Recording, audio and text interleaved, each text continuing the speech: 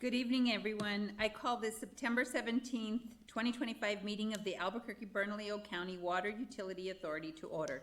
Member Benavides, Member Lewis, Member Sengel, and Member Sanchez are excused. All other members are present via Zoom, and this is Member Baca and Member Olivas. So we will start the meeting with a moment of silence and then the Pledge of Allegiance.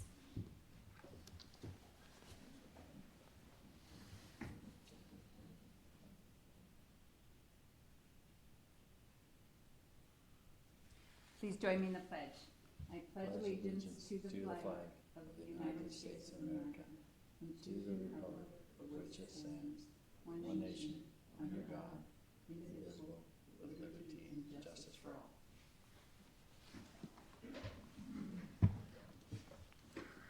Next, we have approval of the minutes. I make a motion to approve the August 25th, 2025 minutes. Is there a second? Second. There's a second by Commissioner Baca.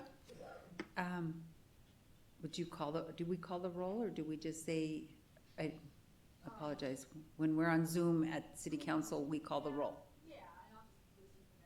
Oh, okay, we'll just, okay. So all those in favor say yes. Yes. Yes. Yes. Got it. Okay, thank you. Next, we have proclamations and awards. There are none this evening. We'll move on to public comment. And Ms. Salas, do we have anyone signed up to speak? And if we do, you'll have 3 minutes to speak with a 2.5-minute warning. Madam Chair, we have 2 speakers this evening. First, I'll bring in Elaine Hebert online. Yay, Elaine.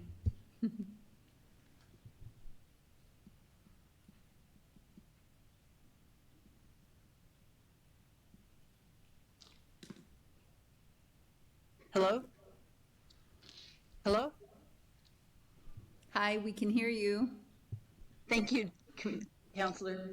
A recent quote regarding the ongoing drought, confronting it will require rethinking water management, agriculture policy, and adaptation strategies. And one from Ann Markin, who is the MRGCD Water Management Operations Division Manager, said in a blunt message to her board recently, "We must prepare to adapt to a new hydrologic reality." Highlight the 2 points I'd like to discuss with you tonight. Working together to adapt to a new hydrologic reality and rethink water management to address the mega drought. First, working together. As you know, the lower Rio Grande is having to learn the painful lesson of working together to reduce its usage by 18,000 acre-feet every year in order to satisfy the lawsuit between Texas and New Mexico. Considering the past few years, the middle Rio Grande is going to have to reduce some 20 to 25,000 acre-feet annually in order to comply with the compact restrictions.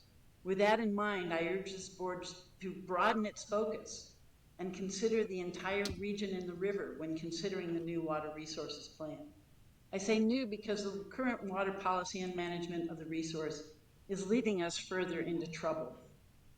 I mentioned some examples in my written comments, which I hope you will look at and include in the record. But for now, because of time considerations, I will move on.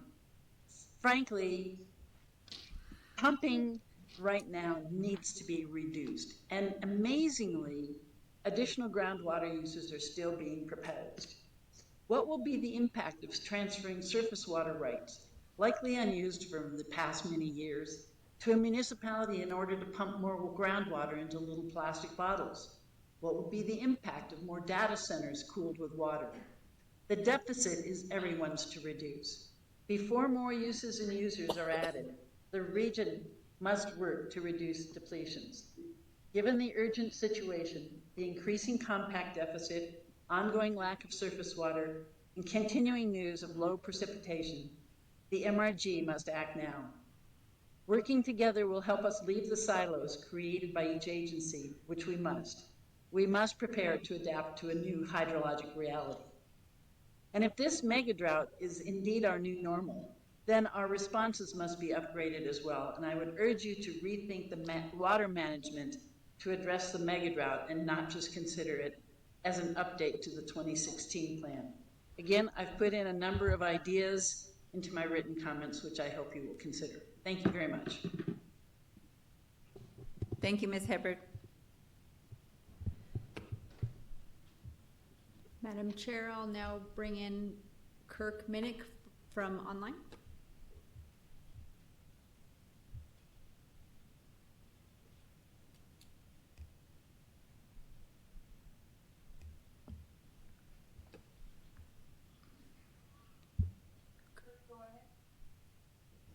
Kirk, go ahead.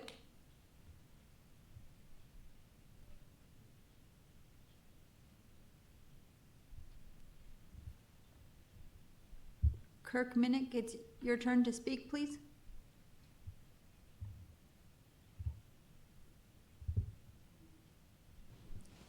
He may have lost his connection. We can come back to him? Or you think, okay, Yeah. okay.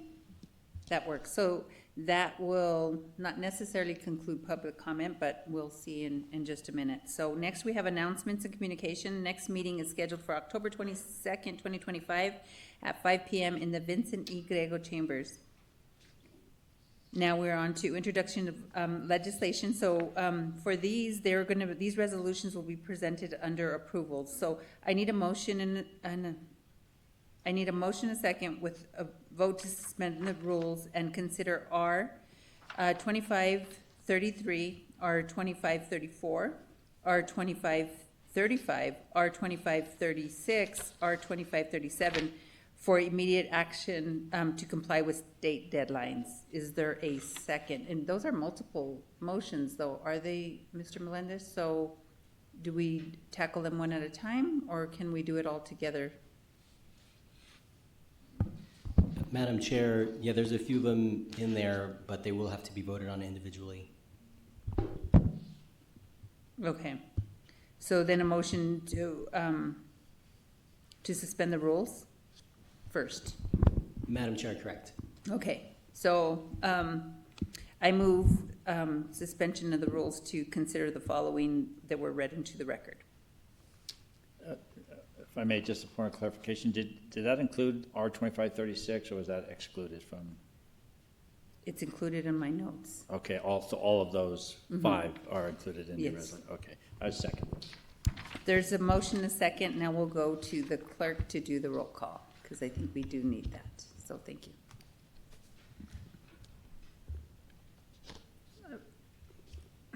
Make it a roll call vote for to suspend the rules for R 2533. Commissioner Olivas, Yes. Commissioner Baca, Yes. Chair Pena, Yes. Commissioner Baca, Frank Baca. Yes. The motion passes. Now we'll need a roll call vote to suspend the rules for R 2534. Commissioner Olivas, Yes. Commissioner Baca online, Yes. Chair Pena, Yes. Commissioner Baca. Yes. And now we'll need a roll call vote to suspend the rules for R 2535. Commissioner Olivas, Yes. Commissioner Baca, Yes. Chair Pena, Yes. and Commissioner Baca. Yes. And then move on to suspend the rules for R 2536. Roll call vote, Commissioner Olivas, Yes. Commissioner Baca, Yes. Chair Pena, Yes. and Commissioner Baca. Yes. And now we'll need a roll call vote to suspend the rules for R 2537. Commissioner Olivas, Yes. Commissioner Baca, Yes. Chair Pena, Yes. Commissioner Baca. Yes. All those motions passed to suspend the rules to move those to approvals. Okay, thank you. So I think that concludes that, correct? Okay, so now we're on to the consent agenda. And we have on here R 2538, R 2524, R 2525. I move that, a second to approve the consent agenda. Second. Motion and a second, so the clerk will do the roll. Call the roll. I'm going to take a roll call vote to pass the consent agenda. Commissioner Olivas, Yes. Commissioner Baca, Yes. Commissioner Baca, Yes. and Chair Peña. Yes, The consent agenda passes. thank you. So now we are under approvals, and we are on item A, R 2532, authorizing the Albuquerque Bernalillo County Water Utility Authority to apply for funding to the Water Trust Board for the expansion of drinking water treatment plant large-scale recharge ASR project, repealing and replacing a prior authorization for this purpose, and we have Ms. Agnew.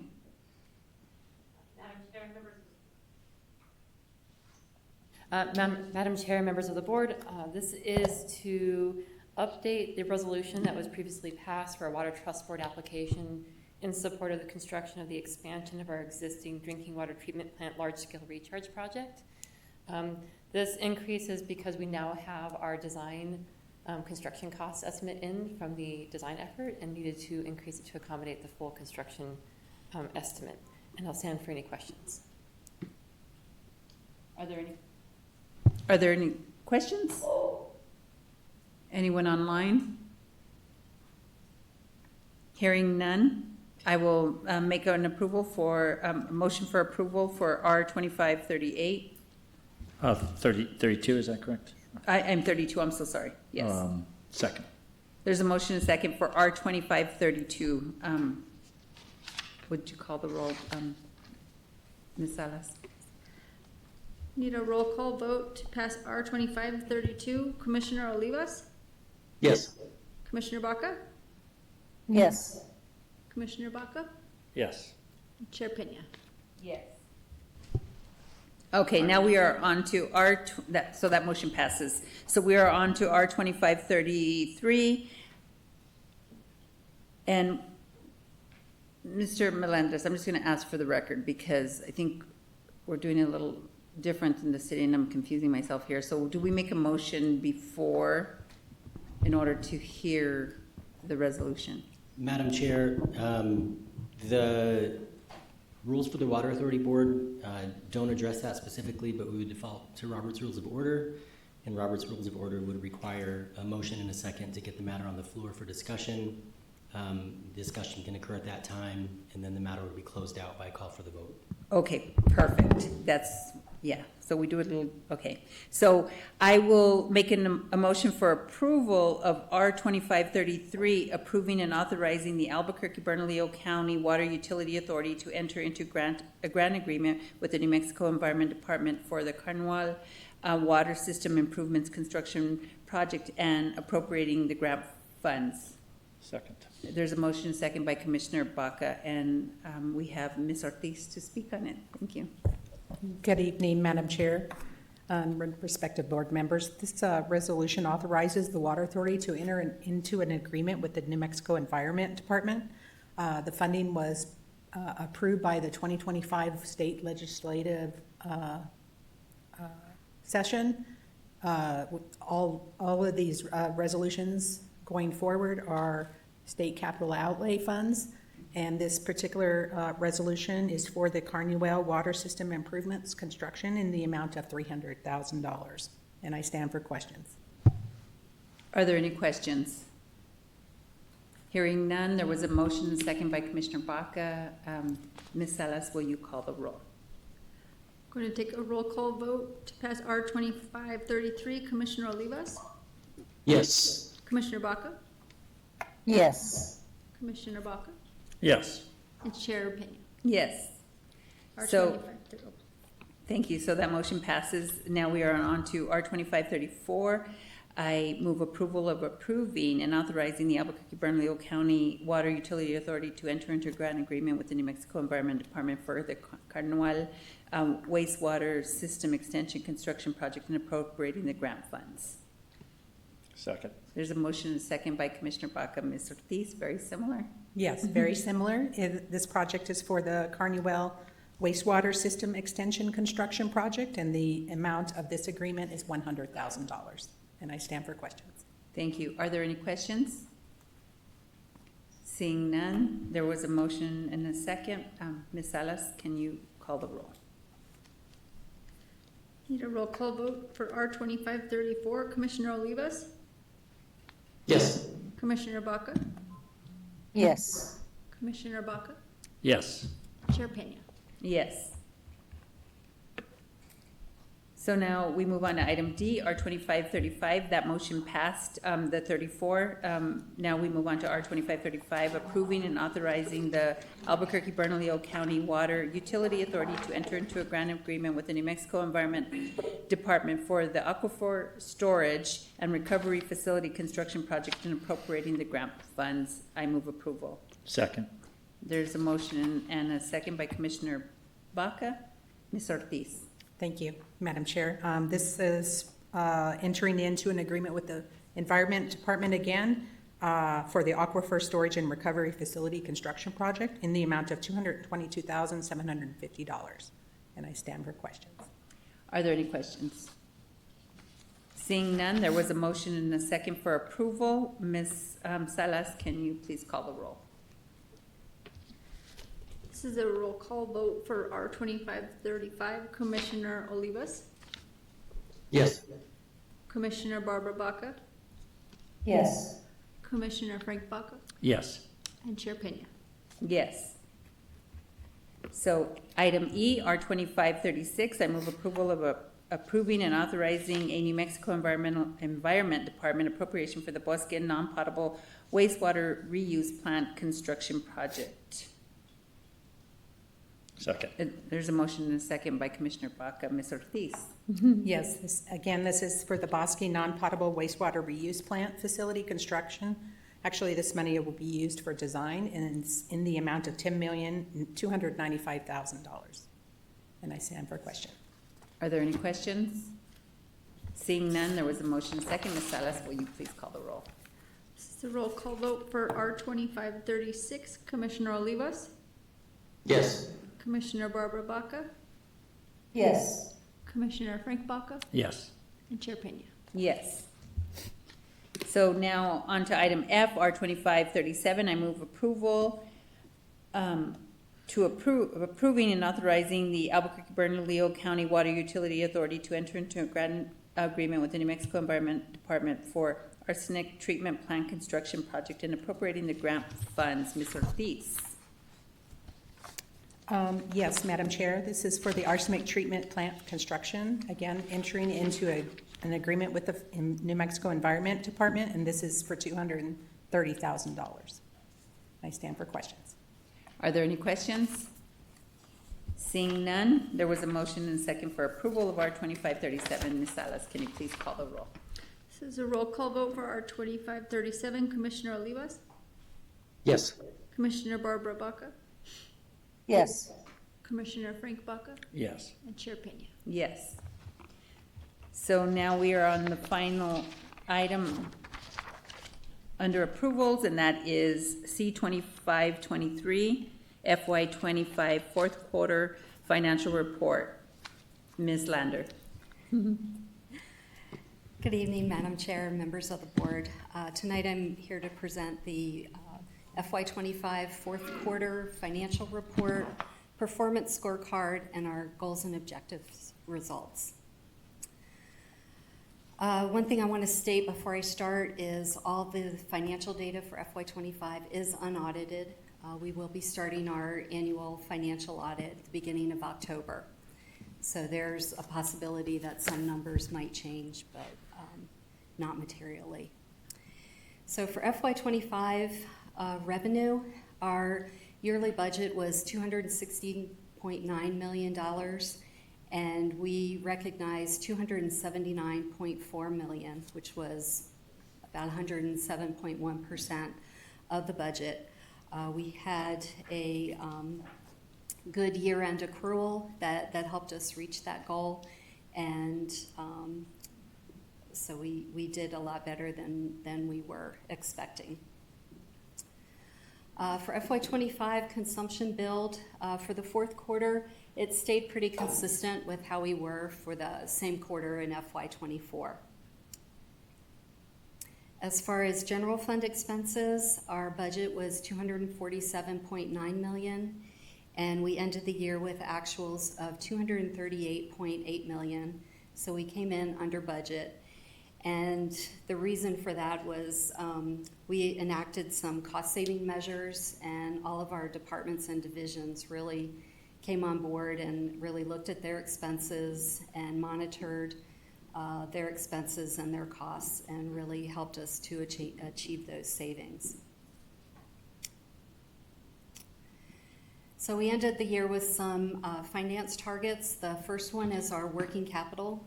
We were projecting working capital at $35.2 million, and currently the working capital is at $58.5 million.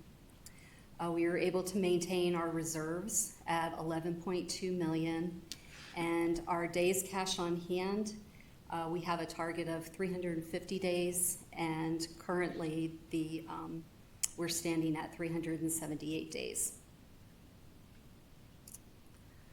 Our debt service cover ratio, we have two policy minimums that we hold ourselves to, a 1.33 for the senior lien and 1.20 for senior and subordinate lien.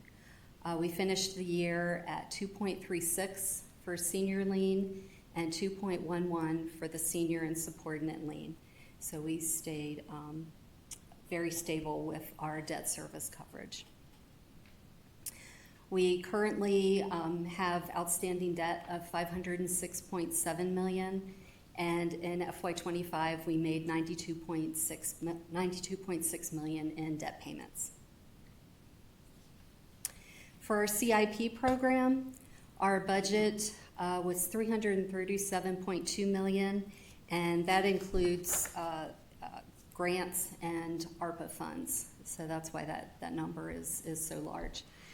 And we spent $145.7 million, which is about 43.2% of the budget, but we also have outstanding encumbrances, which are commitments to pay, of another $133.8 million. So those payments will be coming through into this fiscal year.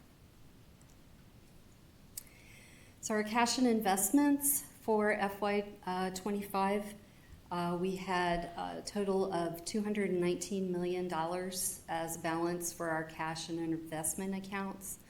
We received $2.7 million in investment income in, quarter four, and we ended the year at $8.7 million of investment income. And that was offset by bank and merchant fees of $2.2 million for the fiscal year. So this next slide shows our performance scorecard and the various measures that we have in categories. And you can see in all the measures we either exceeded our target or the target, we're working on that target. Next up, I'm here to talk about our goals and objectives results. The Water Authority has 5 business goals: water supply and operations, wastewater collection and operations, customer services, business planning and management, and organizational development. For goal 1, we had 24 objectives. 10 of the objectives we achieved the target. 13 of the objectives are in progress and we expect to achieve the target. And there was one objective that the target was not met. For goal 2, wastewater collection and operations, we had 10 objectives. 3 objectives we achieved the target, 6 are in progress, and one objective was the target was not met. For goal 3, customer services, we had 5 objectives. We achieved the target in 2, 3 are in progress, and there were none that the target was not met. Goal 4, business planning and management, we had 16 objectives. We achieved the target at 3, 13 are in progress, and there were 0 where the target was not met. And finally, goal 5, which is organizational development, we had 7 objectives. We achieved the target in 6. There's 1 in progress, and there were 0 with target not being met. And that is what I have for the presentation, and I stand for any comments or questions. Are there any questions? Commissioner Baca. Just a couple of questions. At a meeting earlier this year, which of course was the only meetings I've attended over this year, there was a question regarding federal funding and the status of projects that had, where there actually was contracts in place, and I think the question was, what is the advice going forward? And I think the answer was that the advice was to just proceed. I'm just wondering what the status of that is. Is there any concern about that? Okay. We all those projects that had federal funding, we're moving forward with them, and the funding is still being given to us. Sorry. So we aren't in danger as of now of losing any of that funding. So. It's good to hear. Thank you. Just one other quick question. Just so I understand, if I understand it correctly, your actual expenses were less than your projected expenses, about $8 or $9 million. Is that correct? Correct. Which is good, right? That's good news, Yes. right? So what happens to all that money? It goes into our fund balance, and that can be used to help fund some more CIP projects. Any excess fund balance that we have, we're required to funnel into our capital program. Your capital program. Yes. So this will help us hopefully try to, shorten that gap that we have in the capital program. Thank you. Awesome. Any additional questions? Hearing none, there was a motion and a second for approval of R2523. Ms. Salas, will you please call the roll? This is a roll call vote for C-2523. Commissioner Olivas? Yes. Commissioner Barbara Baca?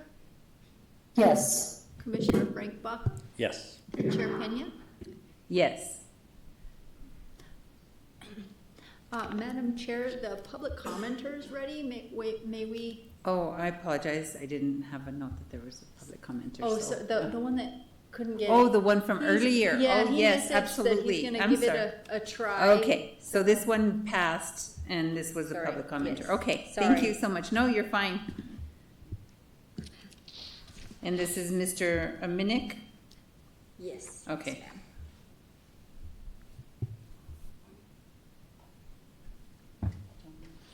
Mr. Minnick, I sent you the request to unmute yourself, so you should be able to.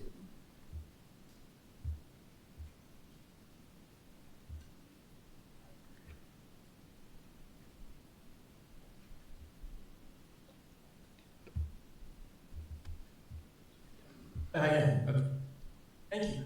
Madam Chair and members of the board, my name is Kirk Minnick, and I would like to address the Carnival Water and Wastewater Project. As construction of Phase 1 of the wastewater project is nearing completion, I was expecting work to begin on Phase 2, Echo Canyon, where I live. However, this month, the authority released an RFP for designing Phase 5 of the wastewater project. What changed? In 2025, the Water Authority contracted with Smith Engineering to assist them in planning the next phase for design and construction. The consulting engineers reviewed the water system improvement PERs from 2009, 2011, and 2020, and the wastewater PERs from 2010 and 2020. On May 9th, 2025, Smith Engineering made the following recommendations to the Water Authority. The first was based on installing water and sewer infrastructure at the same time, as preferred by the current county commissioner. I quote, "Smith understands that the current commissioner would like to install water and sewer infrastructure simultaneously. If the Water Authority opts for this direction, Smith recommends designing the water and sewer infrastructure for Phase 3 water and Phase 5 sewer." The second and third recommendations were based on keeping the systems separate. For the water project, Smith recommends, I quote, "There are two options. expanding the water distribution or adding water storage and booster infrastructure to serve the full planning area. For the wastewater project, the recommendation was, I quote, "The next phase would be phase 2, located within the Echo Canyon part of Cornwall, north of New Mexico 333 along Camino El Alto." Without any public input or notification, the Water Authority has decided to proceed with coupling the water and sewer projects together. The water and wastewater systems have different design requirements in our complex canyon environment. They also have different funding streams that are difficult to align. The system installation should remain separate. I asked the governing board to instruct the Water Authority to withdraw the RFP for the design of Phase 5 of the sewer system. The Water Authority should follow the phasing recommended by the existing PERs and Smith Engineering to expand the wastewater system in Phase 2. Thank you for your time. Thank you. Madam Chair, if I may, point of privilege. Is it, okay, I didn't know who it was. Okay, Commissioner Olivas. Thank you, Madam Chair. I just wanted to briefly address the commenter and thank you, sir, again for expressing your concerns on this project. And it's a very important project for me and in my district and for the people of Caranue and the surrounding area, including yourself in Echo Canyon, folks in Monticello. This is a very diverse area, right? We've got a land grant, we've got other newer communities like Monticello, and all of them coexisting largely in harmony, but with one common factor, which is a lack of water and wastewater service, which is what this project is designed to do. So I appreciate the board's support for this and the community. We actually had a meeting last night, very well attended, and had a lot of good participation by the community to talk about this project. But really the bottom line here with your comments, sir, absolutely respect what you're saying, and this project has absolutely changed over the years, both with different commissioners and different things like that, but more than the political reasons, because of costs, right? The costs of this project have escalated dramatically, not through any fault of the utility or anyone involved. This is, national inflation and things like that have led to really inflated costs here, leading to the project getting more and more expensive. And the feedback that we've gotten from the funders, primary funders to date, have been federal, folks like Senator Heinrich, as well as the governor. The governor has put a lot of capital into this project, and area legislators, Representative Lord, Representative Dixon, Senator Schmiedes, and now Senator Thornton. And the overwhelming feedback from them and from the community, from most of the residents, is that we need to do these together, primarily because it costs less. Because when we do them separately, we're tearing up the roads twice. And so we're spending all that money on traffic control, on repaving, regrading twice. And so this is a cost reduction that doesn't affect the actual quality of the project.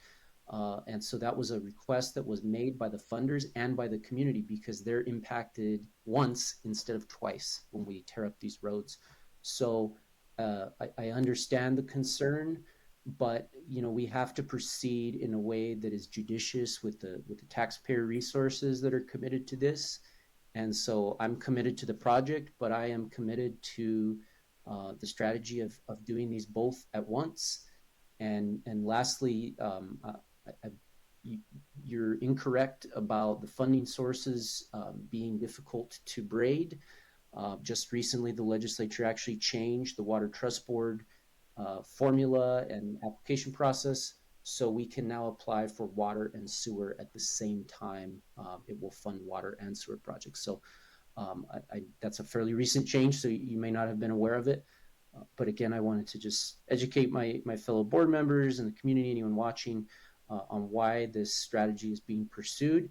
and I'm happy to defend that strategy any day because I think it's a good one, and it's one that our funders have insisted on, and we need to do what they ask. So thank you so much, Madam Chair. I appreciate it.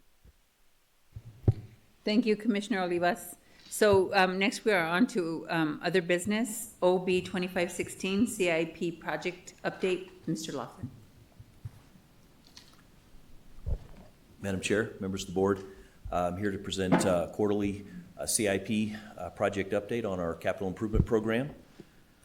Start with just a quick summary of our budget at glance for FY26. We have a $70 million budget that was established, as well as some carryover from FY25.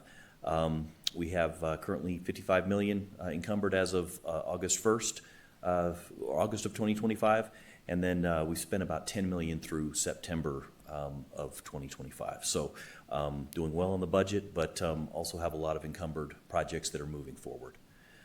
Areas of focus that we're continuing to target, areas of need include interceptor sewers. We've completed some significant interceptor rehab on Isleta Boulevard, Viola Avenue, and we're currently in construction for rehab of a 24-inch interceptor on Griegos Road, which will be completed before the end of the year. And then we're working on Lift Station 20 force main replacement, which is a very critical project for us. There have been 2 failures on that force main, and so we're replacing that force main pipe on the west side of the river. Reservoirs and wells, we've got ongoing reservoir rehab. We're currently selecting a CMAR contractor to assist us with some of that rehab work.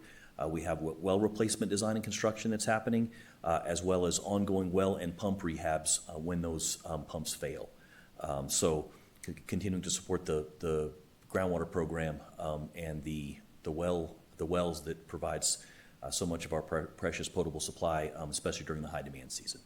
At our SWRP facility, our Southside Water Reclamation Facility, digesters, aeration basins, and electrical upgrades are all projects that are happening right now in FY26.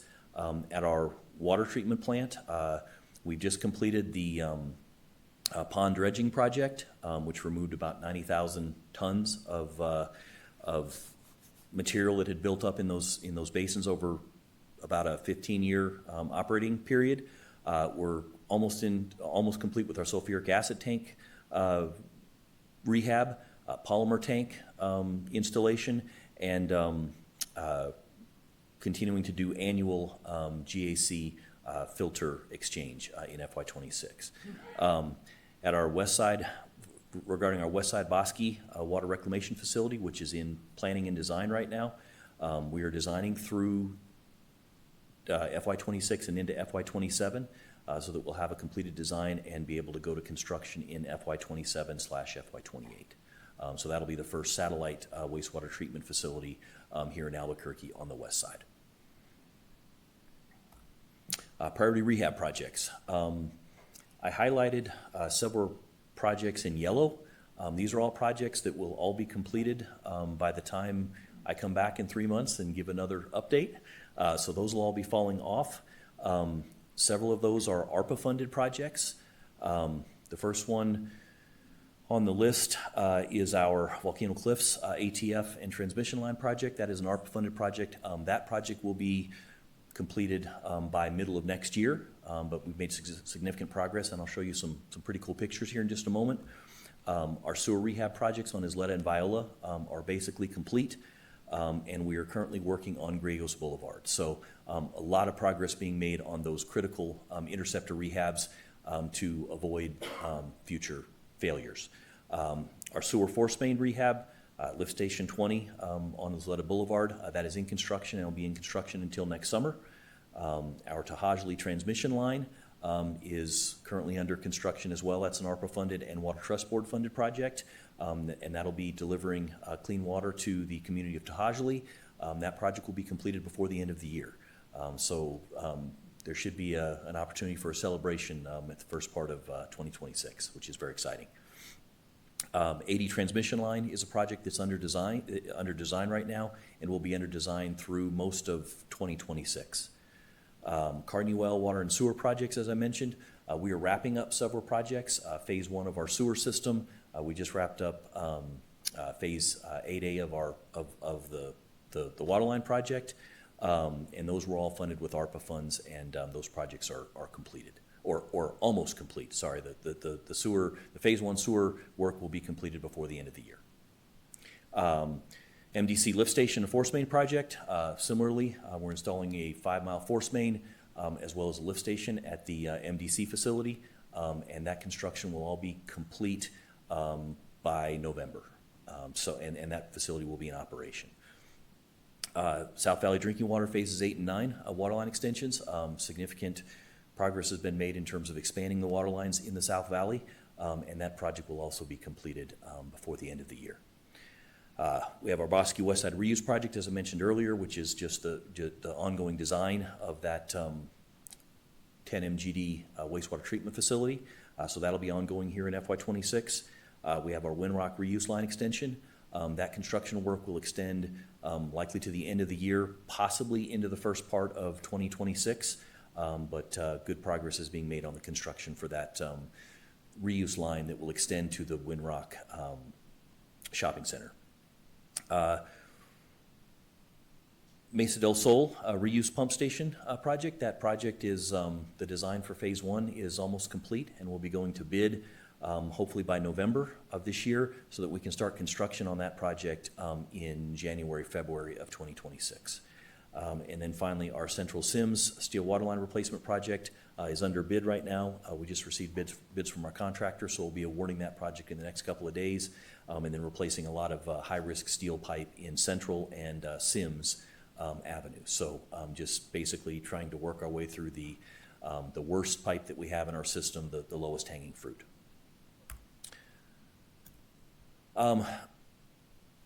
3 months ago, when I was here providing a CIP update, there were some requests for some project highlights on some very specific projects. Councilor Lewis had requested just an update on the Volcano Cliffs Arsenic Treatment Facility. So that project is being managed by Jane Rael and Ege Richardson, and the project team has done a pretty incredible job over the last several years getting through design and now getting through construction. This project will be complete by next summer. So if we go clockwise from the top left, that's a picture of the foundation of the arsenic treatment facility building being poured, and that was several months ago. Subsequently, that building has been erected, and you can see moving clockwise that building being constructed. If you go down to the next one, that's an entranceway that's being constructed to be able to facilitate vehicle traffic that will support that facility and perform media change out and CO2 change out when it's needed for that project. And then the bottom left picture is showing the arsenic media treatment vessels inside the building. So a ton of progress has been made at this site, and we're very much looking forward to completion and operation in summer of 2026. Here's some highlights of the pond dredging project that I mentioned. Over 90,000 tons of material was removed from these ponds. That was sediment material that had built up over 17 years of treatment plant operation. Basically, as the water is pumped from the river to our treatment facility, it goes through these ponds. A lot of the sediment settles out in these ponds, and so that built up over the years to a point where we had only about 50% capacity in those ponds. So we subsequently removed all that material via a dredging process that has a floating barge. As you can see in one of the pictures, material is sort of entrained, pumped up, run through centrifuges where the solids are separated out, put into trucks, and then we trucked it next door to our Chappelle site and basically placed it in the very deep pit of the former Vulcan site. So very successful project. The sediment dewatering is done, and at this point we're working to close out that project. This is just a picture of a recent collaboration we had with the city of Albuquerque. The Glenwood Hills Reservoir quartz needed to be resurfaced. Those quartz sit on top of our Glenwood Hills Reservoir 2, and so we collaborated with the city to be able to help them fund some of the resurfacing of those tennis courts, much to the pleasure, I think, of a lot of the Glenwood Hills residents. So I thought I would just sort of show some pictures. It's a pretty tennis court. I don't play tennis, but it certainly looked really good after completion. And that was a project that Amelia Simmons, one of our project managers, helped to coordinate with the city. And then finally, just a couple of other projects. I mentioned the South Valley Drinking Water Phases 8 and 9. These are just some pictures of water lines being installed on several of the dirt roads out there in Phase 8A to the east of Coors Boulevard and the south of Pajarito Road. And again, the water line installation should be complete on that project, which is an ARPA-funded project, here by November of this year. So here in the next couple of months, we'll be wrapping up that project. And then finally, our MDC project, as I mentioned, installing a lift station and force main. So instead of relying on the existing sewage ponds that are at MDC, we'll now have a lift station and a force main that'll pump that to our gravity sewer system and then over to our our South Side Water Reclamation Facility. So this is just some pictures of some of the screening equipment that's going in and some of the piping and valving on that project. So Carnuel was a discussion point for tonight. Some of the conversations are, with regard to how challenging the infrastructure is to install there. So I wanted to kind of share just some pictures of those water lines and sewer lines as they're put in, just the large rock trencher that is required to be able to do that work up in the Carnuel area. It's just very, very challenging, and sometimes I feel like a picture is worth 1,000 words in terms of just showing what the contractors have to do to be able to get those pipes in the ground. And then finally, last slide, CIP in action. There have been several recent emergencies. These are some pictures of some emergencies. One was, the first two pictures were the 6-inch water line at 2nd and Copper. There was a sinkhole a couple weeks ago. That got repaired. There was another emergency actually last night at 3rd and Copper. So there's going to be some emergency water line replacement on Copper over the next couple of weeks to basically remove some water line that just has reached the end of life. So some of that work will be moving forward. And then the last two pictures were just some pictures of the 20-inch concrete cylinder line at 3rd and Mountain, which is getting wrapped up and repaired by the end of this week. And with that, I will stand for any questions. Are there any questions? Commissioner Baca. Just one brief question. You probably said it, I just didn't catch it. The item D on the rehab priority, the sewer force main rehab project, that is the one that runs parallel to Rio Bravo State Park in Harrison? Correct. And yes, sir. Can you please just remind me of you may have said, I apologize, the time frame for that timeline you have? Completion by next summer. So it's already, I haven't driven by there. It's in construction. It's in construction. Madam Chair and Commissioners, ductile iron pipes are being delivered to the site this week. The last couple of weeks, old ductile iron pipe has been removed, so trenching work is underway. And as the ductile iron pipe shows up this week, installation of that new ductile iron pipe will be starting either end of this week or first part of next week. So a lot of construction activity happening on that project right now. And just, and I again haven't been there, so I've been there, but I haven't been there recently. And that, if you would remind me, that work is not directly impacting any way the South Valley Little League field. Is that correct? No, sir. No, sir. And we've coordinated. There are some safety fencing and everything that has been put up as part of that construction project, and we've coordinated very closely with APS, the county, and the South Valley Little League. And just one last comment. Just in overall general, the work you've done, I've been so impressed with over the last, 9 months that I've been, or 8 months I've been here on this board, and just to know how the money is being spent, the project, how thoughtful it is. I really appreciate that. I will have to say that I was driving down 2nd Street today to George Junction for a meeting that, And had it not been for being on this board and having Director Sanchez remind me that there's a wastewater treatment center plant there, I would not have remembered it. And growing up in the area, that was something that you would notice every time you go by, and I literally have forgotten that it exists until I came back on the board, because the investment has gone into that facility. Anyway, they did great work. Thank you so much. Any other questions? So hearing none, I just reiterate what Commissioner Baca said. I'm always giving kudos to you guys. You guys do a remarkable job here, and just seeing all the investment and all the projects that we have moving forward is always appreciated. So thank you. Thank you. So next we have the water report by Mr. Kelly.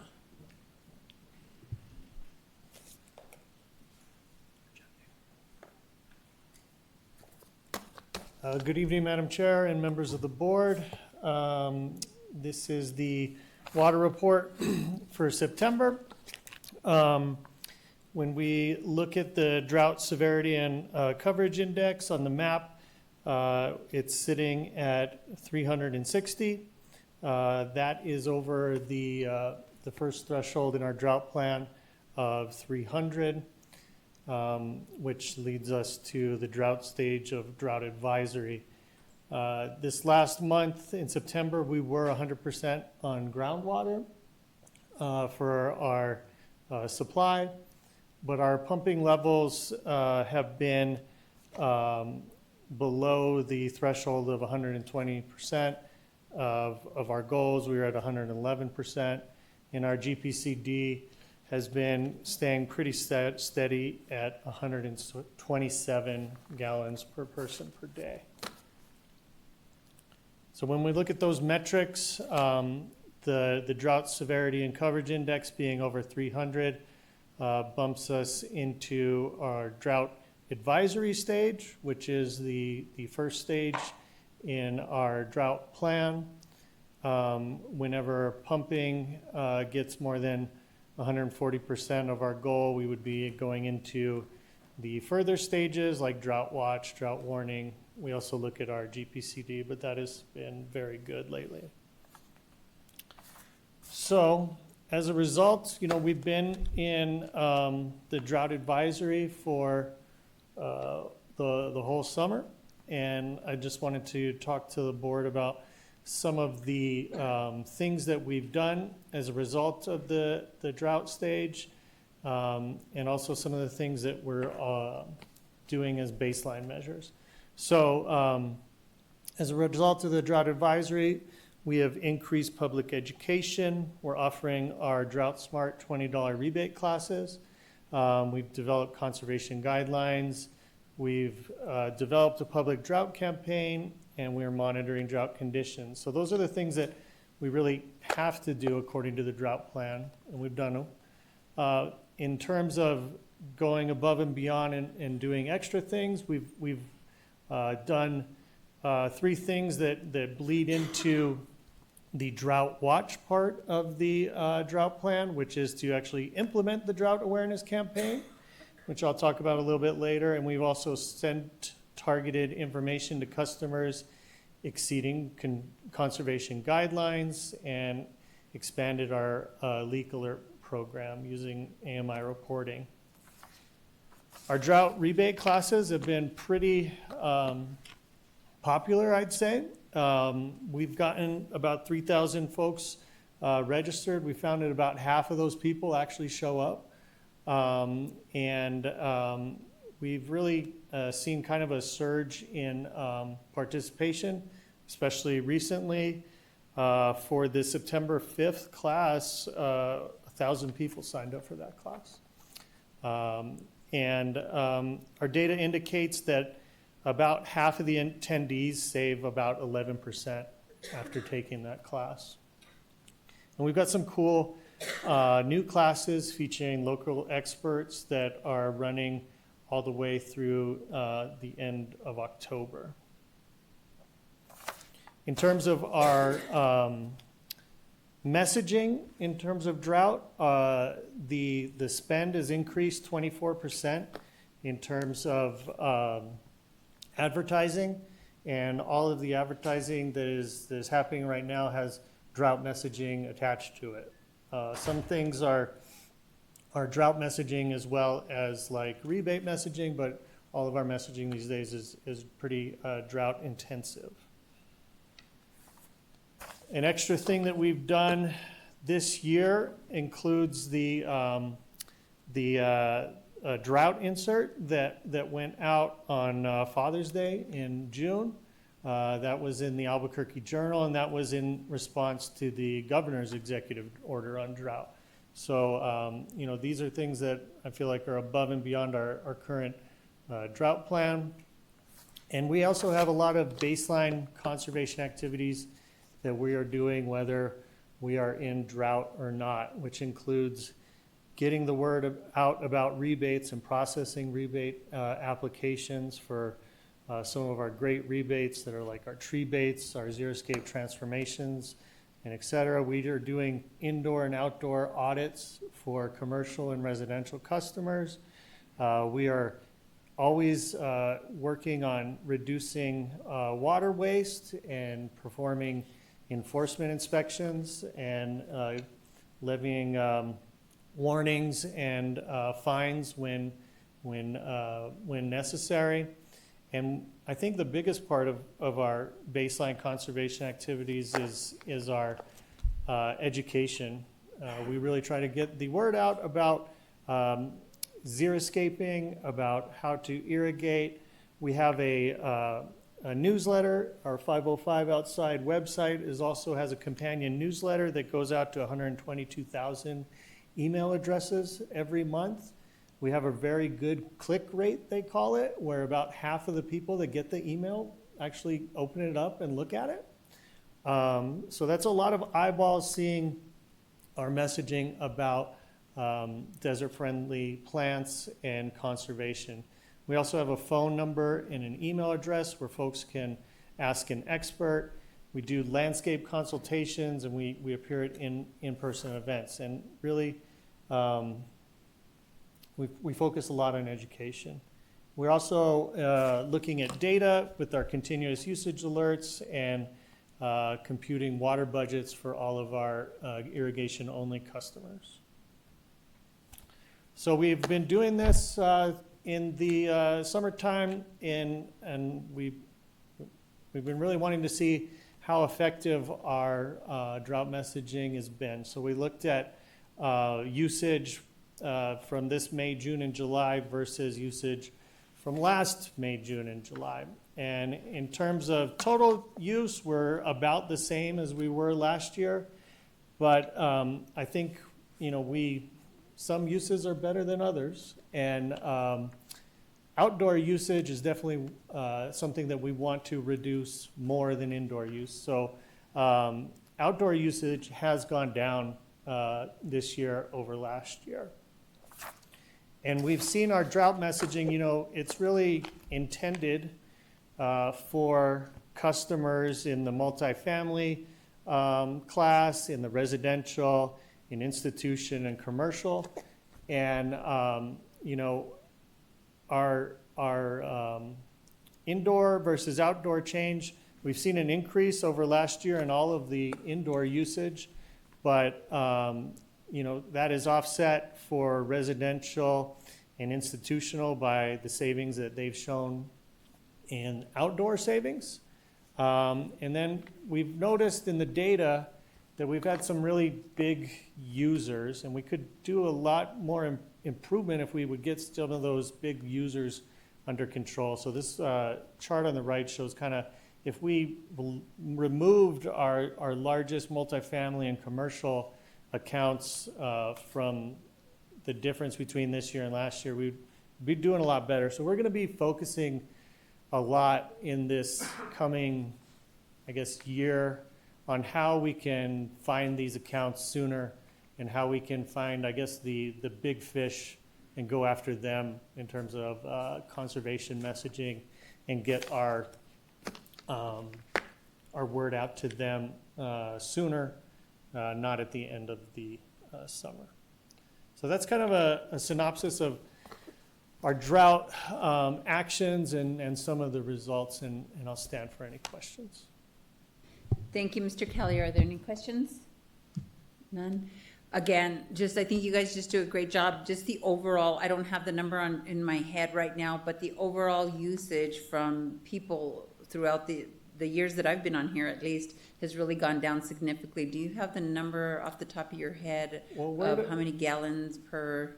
Yeah, Madam Chair, we're at 127 gallons per person per day right now, and, you know, that is a good number to compare to our past usage. In the 90s, we were at 250 gallons per person per day. So we've cut it in about half since the 90s. So thank you. I just wanted to remind people who are listening to this, because it's very scary, and sometimes some of the conversations we're having out there with the river and the drought, it's very scary. But overall, as a city, we're doing really good in terms of our conservation from what we were to where we're at now. And sometimes the numbers that you're showing, even though they're like last year's and this year's, seems like, wow, you know, this is a lot, and we're not really, you know, going down. But overall, the trajectory is we're doing really good as a city. So, and that's, again, due to your all's efforts. So thank you so much. I appreciate it. Thank you, Madam Chair. With that, seeing no further business, this meeting is adjourned.